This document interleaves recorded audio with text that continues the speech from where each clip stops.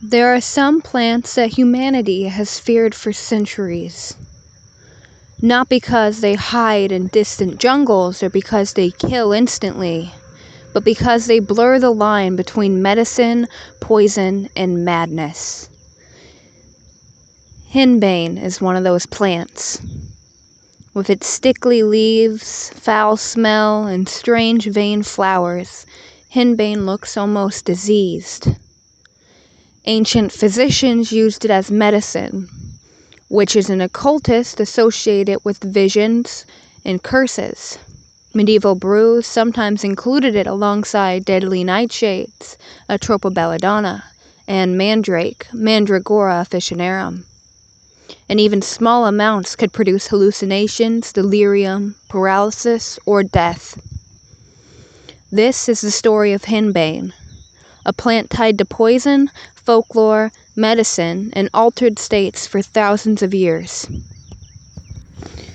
Henbane, scientifically known as Hyoscyamus niger, is a member of the nightshade family, also known as Solanaceae. This is the same plant family that contains tomatoes, potatoes, tobacco, belladonna, daturas, and peppers. The nightshade family is one of the strangest plant groups on Earth. Some species feeds billions of people, while others produce powerful toxins and psychoactive compounds capable of causing hallucinations, delirium, heart problems, and death. Henbane falls firmly into the toxic side of the family. The plant is native to parts of Europe, North Africa, and Asia, though it has spread into other regions over time. Henbane is immediately recognizable once mature.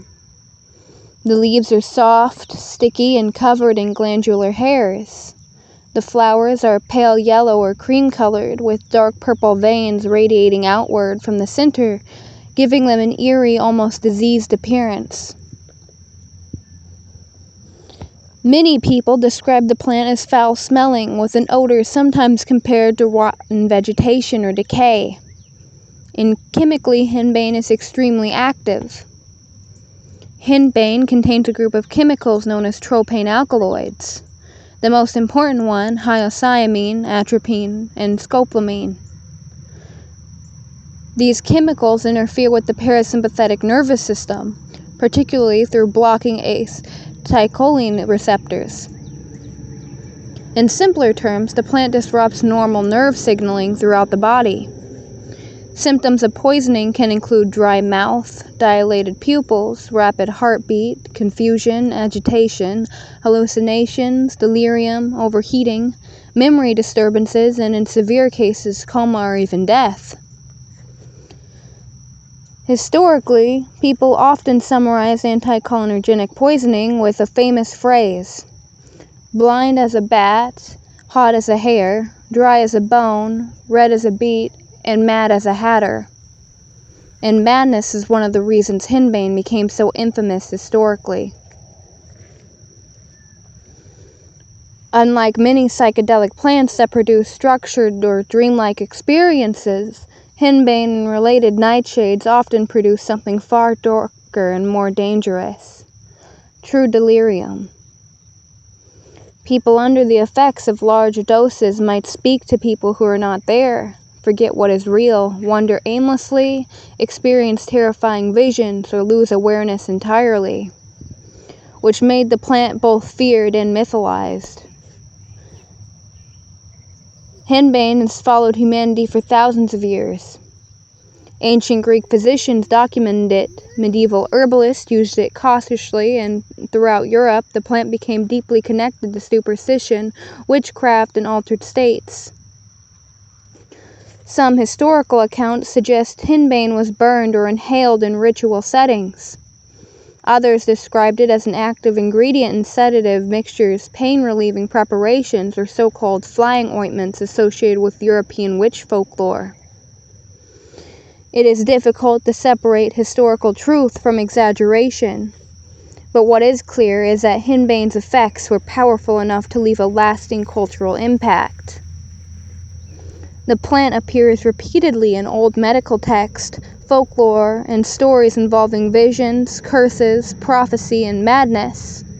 And unlike many legends surrounding toxic plants, Henbane truly does possess chemicals capable of producing terrifying neurological effects, which only reinforced its reputation. Even Shakespeare referenced plants associated with poisoning and madness throughout his works during a period where toxic botanical knowledge was woven deeply into medicine and folklore alike. To earlier societies, plants like Henbane occupied a strange position: dangerous but useful, sacred but feared.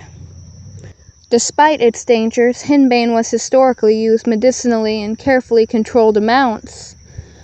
Preparations containing Henbane were used for pain relief, sedation, muscle spasms, and surgical anesthesia before modern anesthetics existed. But dosage was always dangerous. The line between medicine and poisoning could be extremely small.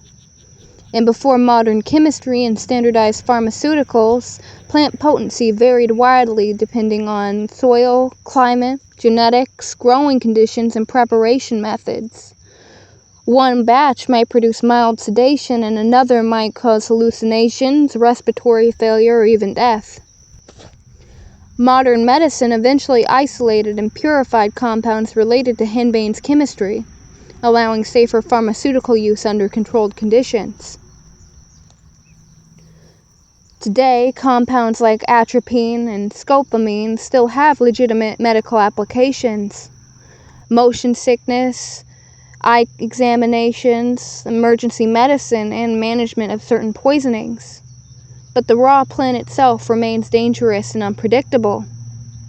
Today, Henbane survives mostly as a historical curiosity, an ethnobotanical specimen, and a poison garden plant, as well as an object of fascination for botanists and toxicologists. And honestly, it is easy to understand why. The plant feels almost unnatural when fully grown. Its flowers look bruised and veined like old parchment. Its leaves are sticky and strangely textured. It smells unpleasant, and its chemistry is powerful enough to profoundly alter the human nervous system. Henbane reminds us that plants are not passive decorations. They have evolved complex chemical defenses over millions of years. Some attract pollinators, some repel insects, and some alter animal behavior. And some evolved chemistry powerful enough to become medicine, poison, and legend all at once. Henbane is not merely a poisonous plant. It is a part of a much larger story about humanity's relationship with nature. For thousands of years, humans searched forests and fields for plants capable of healing pain, altering consciousness, treating illness, and explaining the unknown. And sometimes those same plants became feared just as much as they were respected. Henbane sits directly at that crossroads between science and folklore, medicine and poison, and knowledge and danger. And even now, centuries later, it still carries the same unsettling presence that made earlier civilizations fear it in the first place. Thank you for watching, and I'll see you in the next episode.